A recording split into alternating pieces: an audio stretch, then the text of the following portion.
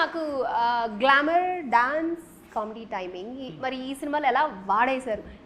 శ్రీలీలని ఎలా ఎంటర్టైన్ చెప్పింది? ఓన్లీ గ్లామర్కే పరిమితం అవుతారా? మీన్ క్యారెక్టర్ ఏ విధంగా మన మంచికే అంతా గ్లామర్ పెరిగింది, అంతా బ్రహ్మాండంగా ఉంది. చెప్పు చెప్పు. లేదు అసలు మామూలుగా అసలు అమ్మాయి ఫారెన్ నుంచి రావడం అండ్ నితిన్ అన్న అండ్ సార్ వీళ్ళందరూ ఆమె సెక్యూరిటీ గార్డ్లా తీసుకెళ్ళడం. సో డెఫినెట్గా అమ్మాయి ఒకటి గ్లామర్ కోసం అని కాదండి. కథ స్టార్ట్ అయ్యేది అంటే ఈ కథ ఏదైతే వేరే వరల్డ్కి వెళ్తుంది అనుకుంటానో ఆ కథ కూడా లీడ్ ఆమెనండి. So one of the most important character. అసలు ఏదో పేరుకి ఉంది అట్లా కాదండి అసలు. ఇప్పుడు నితిన్ గారికి హిట్ చాలా అవసరం, ఎందుకంటే ఈ కమర్షియల్ యాంగిల్లో మనం చూసుకుంటే చాలా సినిమాలు చేశారు. ఎందుకంటే హిట్ ఫ్లాప్తో సంబంధం లేకుండా చాలా సినిమాలు చేశారు ఆయన. బట్ ఇప్పుడైతే హిట్ ఆయనకి మాకు అందరికీ అవసరం కదండి. నేను ఒక మాట అంటానమ్మా, హిట్ అనేది ఎవరికైనా అవసరం.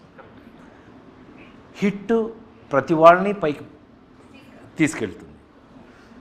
సో ఈ రాబిన్ హుడ్ సంబంధించి హీరో నితిన్ గారికి నా మాటగా ఒక మాట చెప్పమంటే కనుక డెఫినెట్గా నితిన్ అబ్బాయికి, అంటే నా దగ్గర చాలా లవ్లీగా ఉంటాడు కాబట్టి మా అబ్బాయి ఇలాగా అనుకుని చెప్తున్నా, రాబిన్ హుడ్ ముందు రాబిన్ హుడ్ తర్వాత నితిన్ లెవెల్ ఎంత మారుతుందో మీరు చూడండి.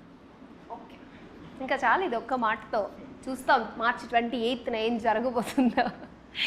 ఓకే, అంటే ఈ సినిమా మాకు అడ్వెంచరస్ ఎంటర్టైన్మెంట్ అని అంటున్నారు.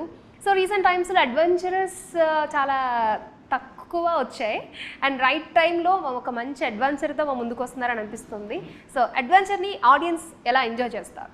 ఒక వరల్డ్ ఉంటుంది, ఒక శ్రీలంక నుంచి వచ్చిన విలన్స్ ఉంటారు. సో ఈ అమ్మాయిని గార్డ్ చేస్తూ అక్కడికి వెళ్ళినప్పుడు ఆ థ్రెట్ ఉంటానే ఉంటుంది అండ్ ఆ థ్రెట్తో పాటు అక్కడ జనరేట్ అయ్యే హ్యూమర్ కూడా ఉంటుంది. సో అందుకే అడ్వెంచరస్ ఎంటర్టైనర్ అని పెట్టాము.